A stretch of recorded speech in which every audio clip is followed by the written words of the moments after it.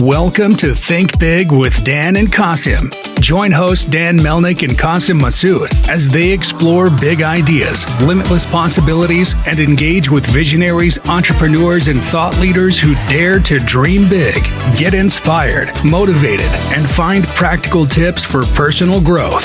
Think big, dream bigger, and ignite your potential. All right, welcome to Think Big with Dan and Qasim. And if you want to go ahead and introduce yourself, tell us where you live and what you do for a living.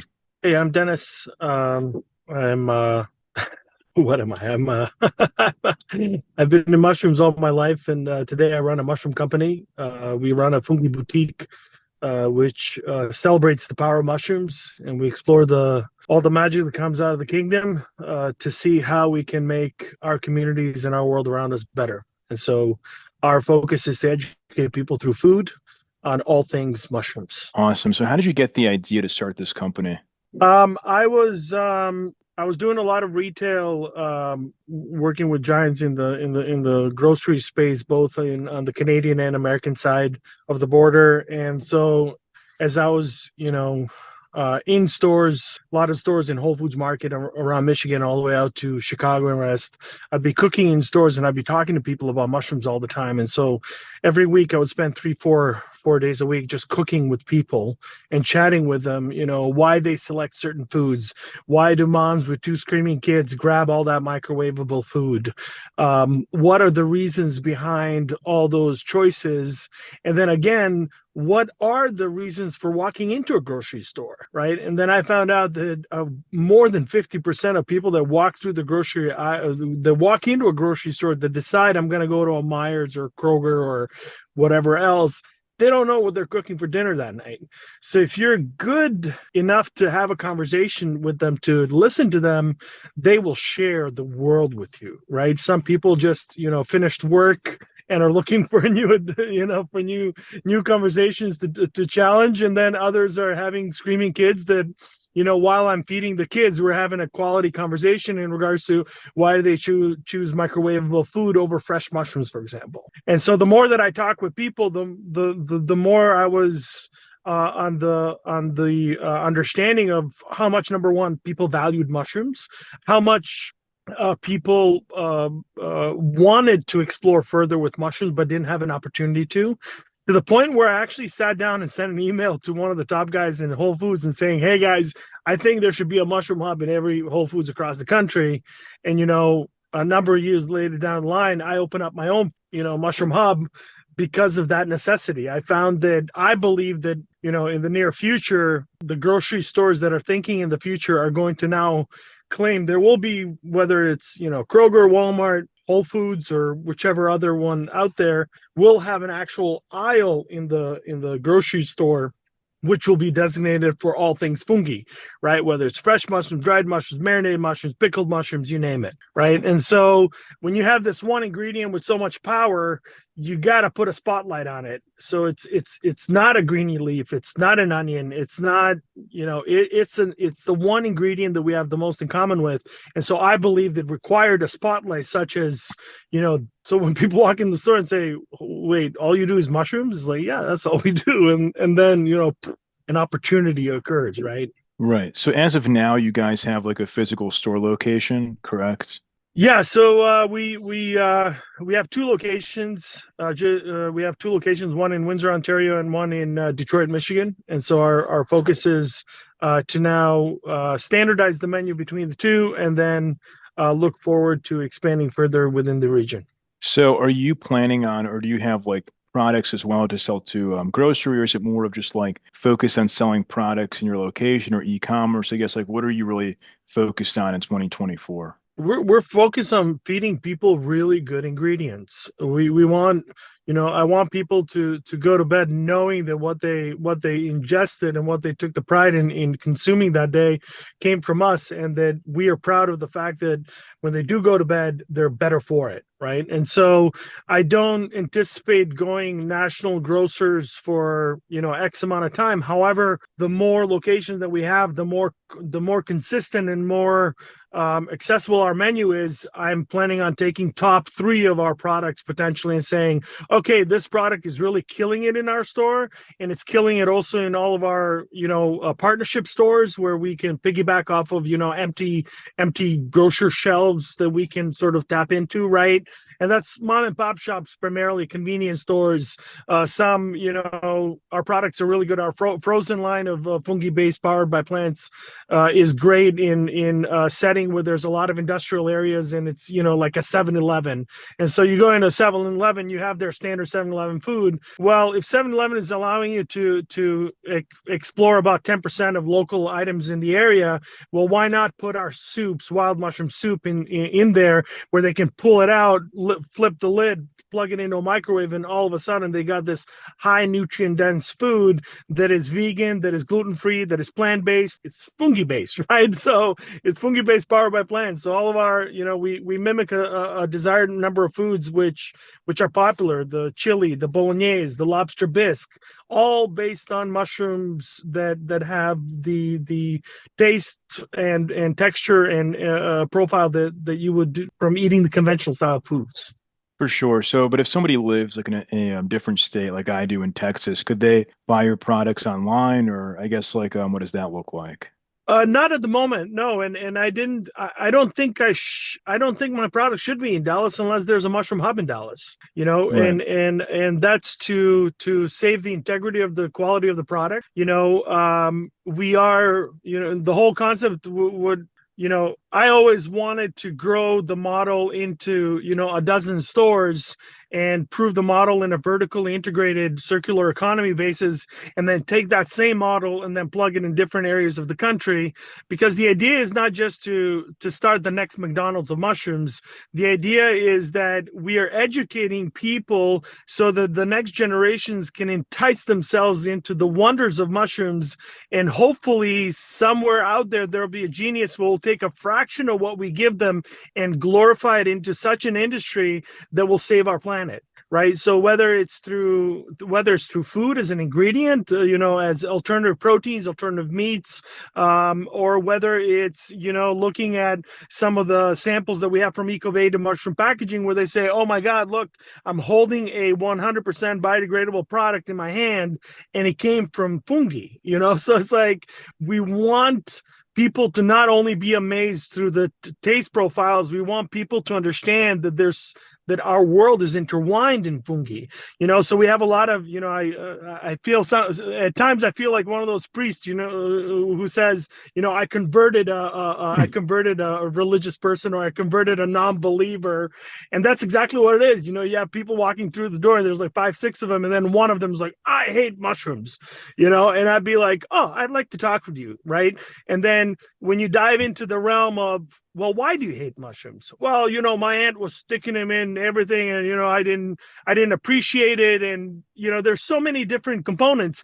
But I always say, it's okay to not like something, but to hate something is a very strong emotional attachment, right? And so for me, Right. it's like, well, you don't have to love mushrooms, but you must respect mushrooms, because you may hate the texture of a white button cremini, portobello, oyster, shiitake, whatever mushroom you're going to go down into the realm of, but you must respect the fact that you're enjoying wine, mushrooms, you're enjoying beer, mushrooms, you're enjoying bread, mushrooms.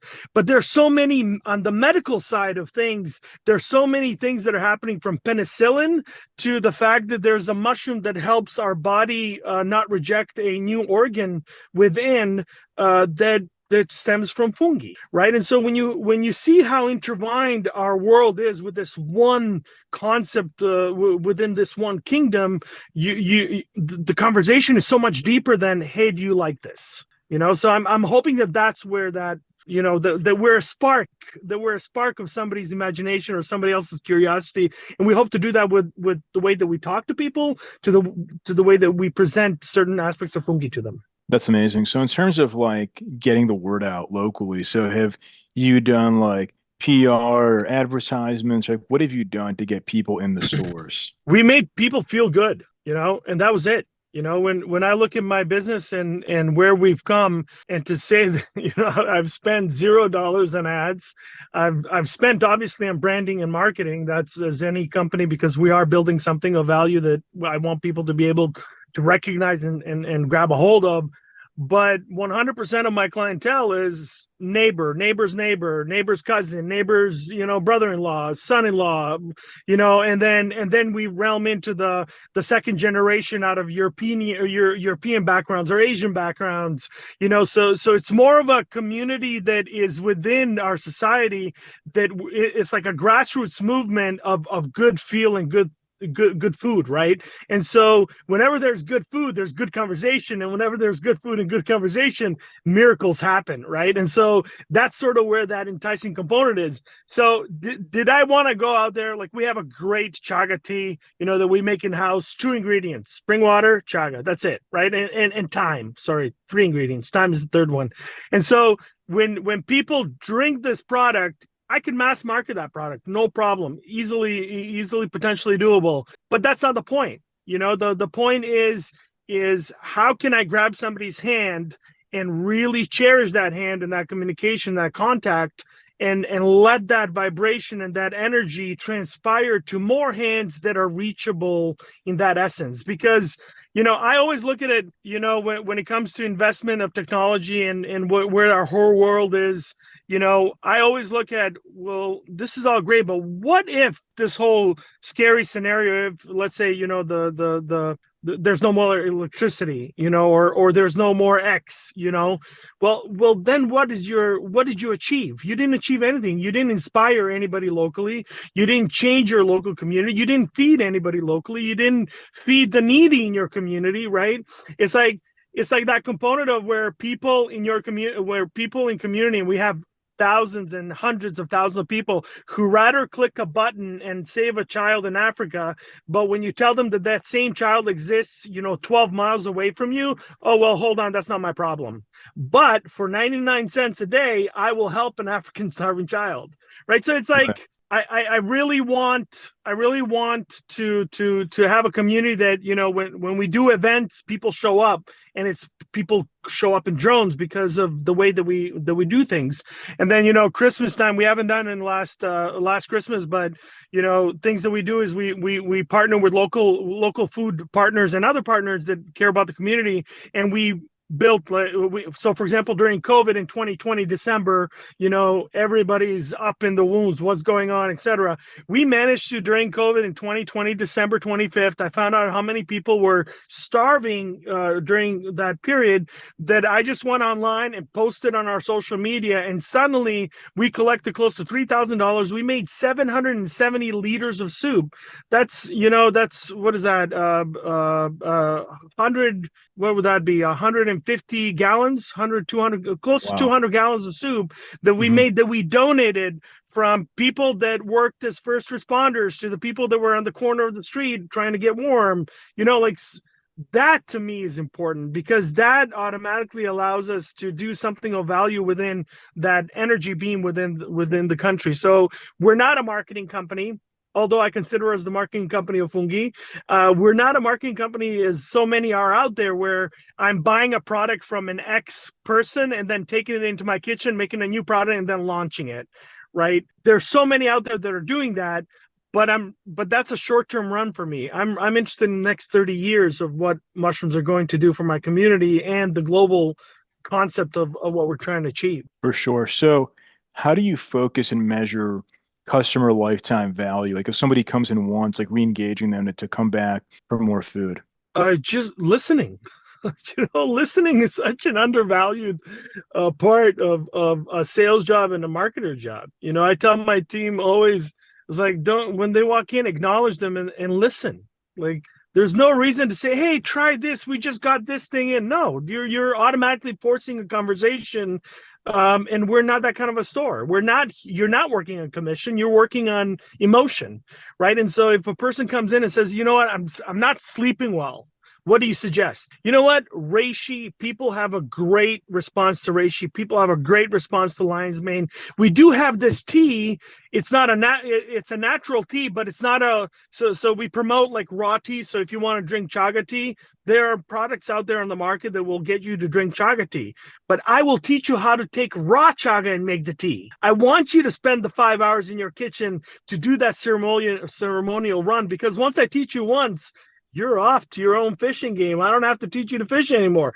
But if you're looking for that high quality product that you're going to utilize, you're going to come back for the rod, which is me, for that wild mushroom that some of the foragers that I've worked with over a decade. Some people that buy mushrooms from me today have been buying mushrooms from me close to 15 years, and we're people in business. We're not business people in business. We're people in business. And so the idea is, how do we make our community better than we found it? And I find that mushrooms are the core root of how we make everything around us better. For sure. So what would you say is the biggest challenge that you face in your business right now? It's not a challenge. It's more of the re-education, right? Mushrooms are hip. They're hype. Everybody's jumping in on the game. That's great. I don't believe in mushroom competition because I don't believe we grow enough mushrooms globally in regards to how many mushrooms I believe we should be consuming. I believe they should be added. A different variety should be added to every meal that you have every single day. So if you're eating 3 times a day, 2 times a day, 1 time a day, you're going to consume 1, 2, 3 varieties per day, 7 days a week. So if you walk into our store, you'll have up to 55 varieties of dried and fresh mushrooms combined. It gives you an opportunity to eat a different mushroom with every meal going forward, and each mushroom gives you a benefit, right?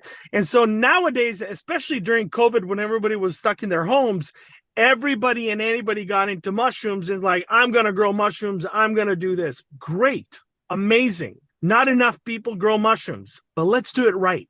Let's educate people on what is right of growing mushrooms. There's company now, they're promoting grow your mushrooms at home. Not a single one of them and now there's 5-6 years ago, so now 7 years ago, there was 1 or 2 companies on Amazon selling grow home kits at home, right? Nobody's talking about the billions of spores that come off those mushrooms if you do not pick them in time, about not having the right environment to receive the desired goals. So when I see a family walk into my store and tell me, oh yeah, I got a grow block from a farmer just down the street from you, a couple of blocks away, and we're growing, and she's holding a baby that's 9 months old. And I said, so where are you keeping this block of oyster mushrooms that you were growing in your home with a brand new baby that came to earth, right? Where are you keeping it? Oh, we're keeping it on our kitchen. And so she showed me pictures. And I was like, okay, the moment you get home, remove that from your kitchen. You do not want your kids' baby developing lungs. We wear masks, professional 3M masks, when we are in a growing environment in mushrooms.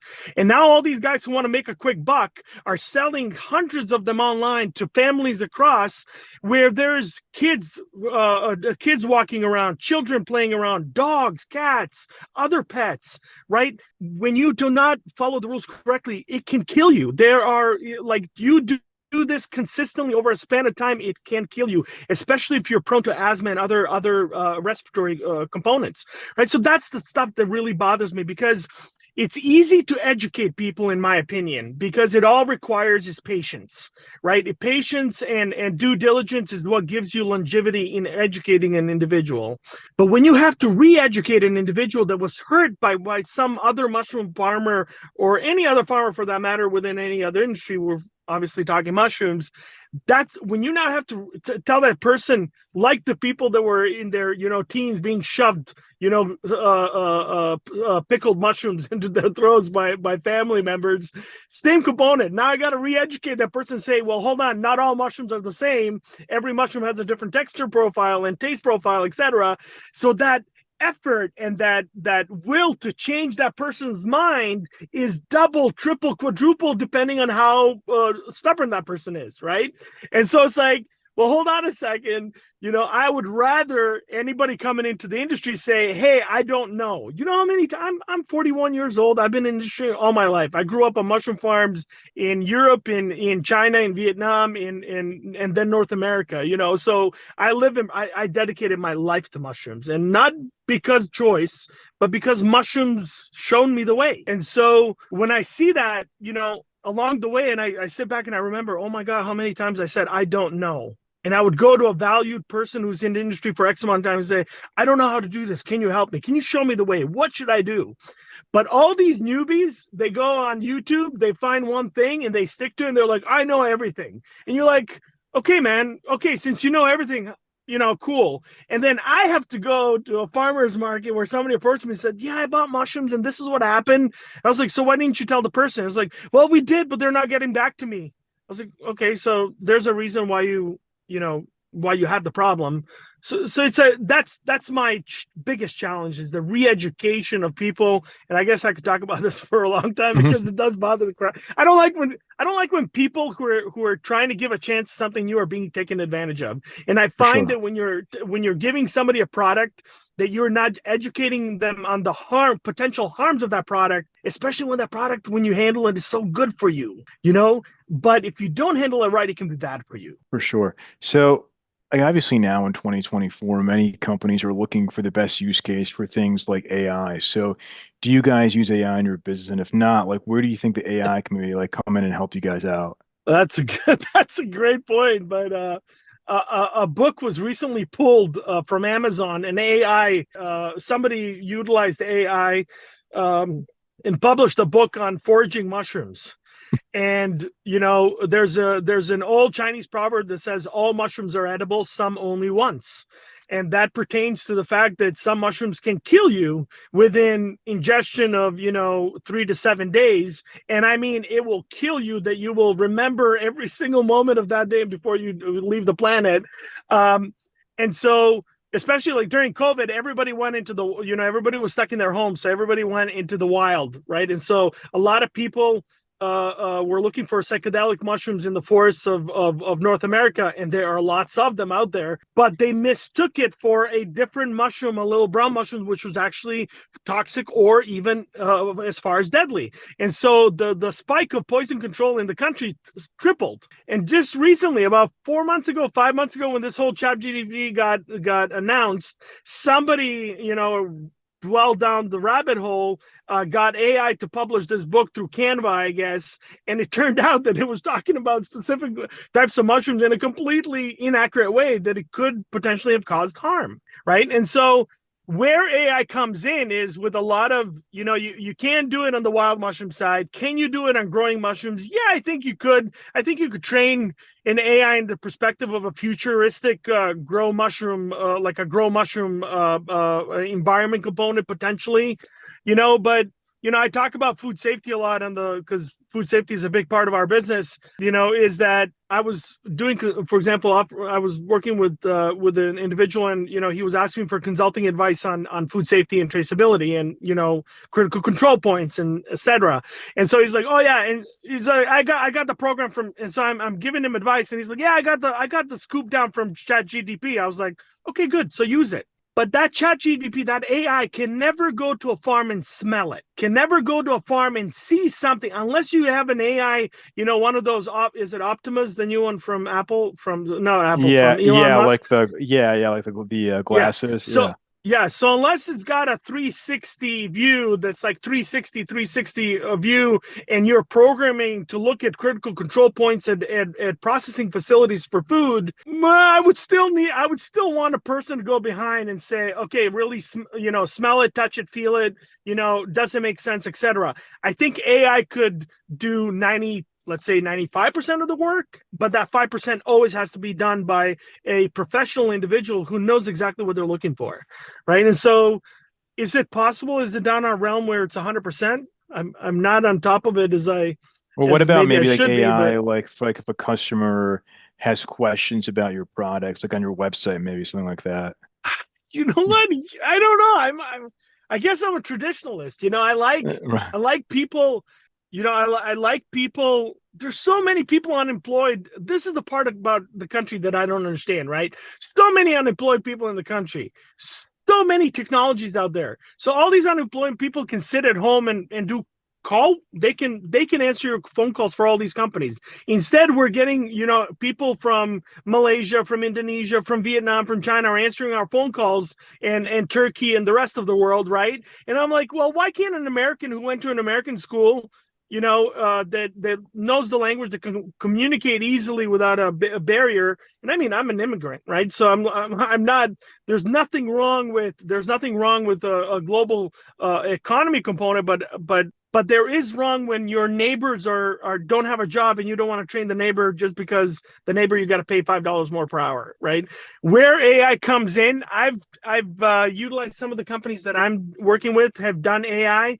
And it's just sometimes I feel like it's like you're constantly going in a roundabout until the point where I'll give it a minute, I'll give it two. If I've got more time, I'll give it a little bit more. But usually I say speak to an agent or agent, right? And then you're hoping that you're getting to the other line.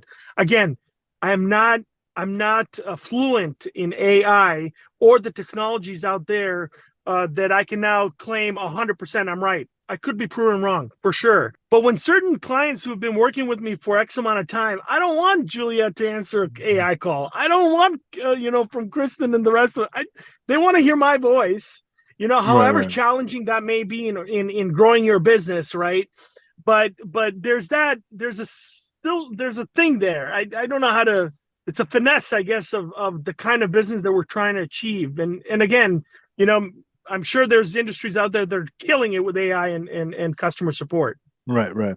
So what would you say is like the one biggest piece of advice that you wish you knew before you started this company? Oh no, I would have I would have started it no matter. I mean, I don't. The troubles are regular. Like when you're trying to do something good, you're always going to have mishaps. You're always going to have blocks. So there's always going to be some wall somewhere that something's going to build. Whether it's forces of nature trying to prove how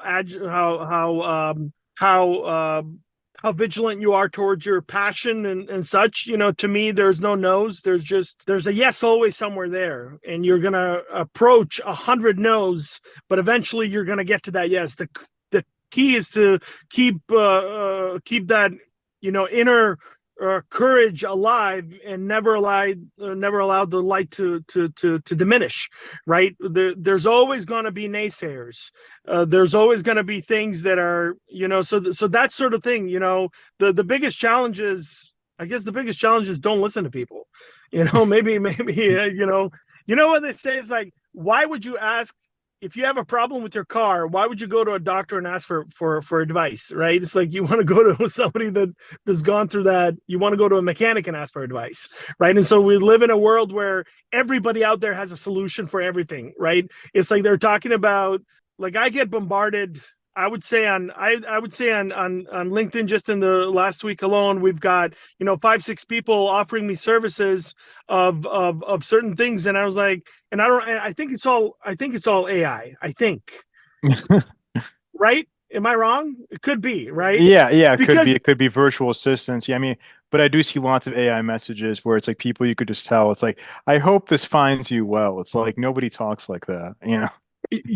I'm open to being better. I'm not the best at everything that I do. I know there are things that I can do better, and I want help. Right. But it's just that sometimes I can't handle that help at a certain point in time, because when you're running your business, there's certain things that you got to take care of X before you can focus on YZ kind of thing, right? And so those are the kind of things where it's like it gets challenging to process it all. What is real and what is not, and what's actually going to help you. I've had a client who come to me and like, she sent me 6 months ago. I took down the website. Okay. We were going some changes. We were getting out of our one warehouse, going into a new warehouse. So I purposely do something for the company. This person sends me an email, maybe 3 pages if I copy and pasted it, how she went in detail through my website. And this is the things that she found. And I respond back and I was like, my website has been down 3 weeks. So what exactly did you analyze? Because now you're telling me something that I know for a fact is not true. I was like, why didn't you just tell me, hey, Dennis, do you have problems with websites? You know what? Maybe I do in the future. Let's talk in 3 months, 2 months, 1 week, 3 weeks. I'm not opposed to help, and I'm not opposed to helping for help. And maybe that's the challenge of today's time in opening up a business is be very, be cautious, in regards to saying yes to you got to be able, to devote the time to that diligent problem, so that you're saying, okay, the value that you provide to me is worthy of the time that you're investing and I'm receiving, right? Because what's the point of a relationship if it's not 50-50, right? It has to be 50-50. Everybody's got to make money. You got rent, I got rent. It's how do we come together and make something of value that can make it better, right? And maybe you're going to learn something from my business, just like I'm going to learn from your business, right? Right. It's all different applications. But it's like I find that today, with anybody when starts business, and when I share their, oh, we're starting this process, people automatically like, I think this is better for you. I was like, but you don't even know my process. Right. And I'm not saying it is better, right? Right. Like, Right. so, Exactly. Yeah. Well, so I guess one last thing. So, like, if we're going to have this conversation again in 1 year from now, where do you see things going for your business? Oh, I'm very for 24. Last 6 months have been quite. We went through a little bit of a roller coaster ride, and so now that I've experienced that, it's the most valuable lessons that I could have received in the last 6 months. And so what is going to happen for the rest of 2024 is I'm pulling the reins on certain things that we're doing within the company, and I'm only focusing on 3 core metrics of what we are best at. And so the idea is to stabilize that, grow that component to the level of where we were at already, and before we then look at, okay, we're going to expand into 1 or 2 or 3 more stores based on our footprint. Awesome. So, Dennis, if somebody watching this wanted to reach out, do you mind sharing your website or social media? I guess best ways to get in contact with you. We have our Instagram page, the Mushroom Hub. themushroomhub.com is currently just a standing page, which will be developed into a website in the coming few weeks now that we've finalized this warehouse component.